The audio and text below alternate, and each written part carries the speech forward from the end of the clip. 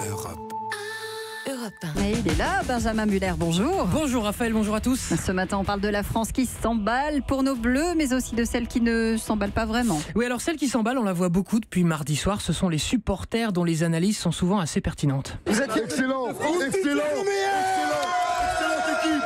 Vive la France, vive la France. Voilà, ça on connaît, ça fait plaisir. Mais quand on regarde juste après les émissions de spécialistes de foot, depuis mardi, on découvre que cet enthousiasme est plus mesuré. Exemple, quand on parle de Didier Deschamps, par exemple Pierre Ménès sur CNews. Deschamps est arrivé avec ses méthodes, je les approuve pas, je ne les aime pas, j'aime pas ce côté, je veux voir qu'une tête. Ok, c'est bien de l'assumer après une victoire. Sur RMC, ils ont demandé à Daniel Riolo, qui est assez sévère vis-à-vis de Deschamps, s'il était prêt, lui, à faire un mea culpa. Alors, moi, ce que je dirais, puisque tu dis, est-ce que tu vas t'excuser et tout, qu'est-ce que je vais dire ? Bah oui, t'es moche, mais tu gagnes. Et alors ? Basta !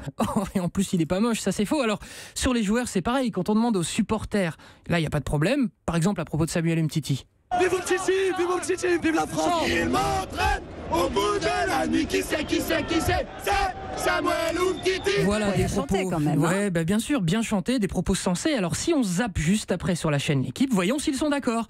Il a été énorme, non, Samuel Umtiti ? Moi, je partage pas votre sensation sur Umtiti, oui. Ah, bah pourquoi donc ? Oui, pour le but, point, mais pas dans le jeu. Moi, je l'ai pas trouvé. Moi, il me rassure pas. Moi, il m'inquiète. Il a des prises de balles un peu bizarres. Il vous inquiète, très bien, on note, pas de problème. Alors parlons d'Olivier Giroud, avec un supporter déjà. Giroud qui continue de faire le mur. Mais oui, c'est vrai que c'est un mur, il est costaud, Giroud, il défend bien. Et là, sur l'équipe, on dit quoi ? Et après, on va le juger, on va dire bravo parce qu'il a super bien défendu. Bah oui, c'est ce qu'on va dire, non ?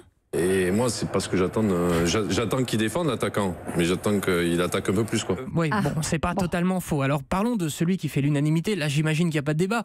Hugo Lloris, il est parfait, non ? Mais il a 2-3 interventions quand même ce soir. Il y a 2-3 interventions quand même ce soir. Attendez, il est monstrueux, Lloris. Même sur des centres, je l'ai vu à un moment donné, il va dégager le ballon de pied droit, ça part pratiquement vers la cage. Ah ouais, bon là, je pense qu'on est à pas grand-chose de dire qu'il voit le verre à moitié vide. Un dernier mot de Daniel Riolo ? Si on est champion du monde, on sera le champion du monde le plus moche de l'histoire. Le champion du monde le plus moche de l'histoire, à pas grand-chose près.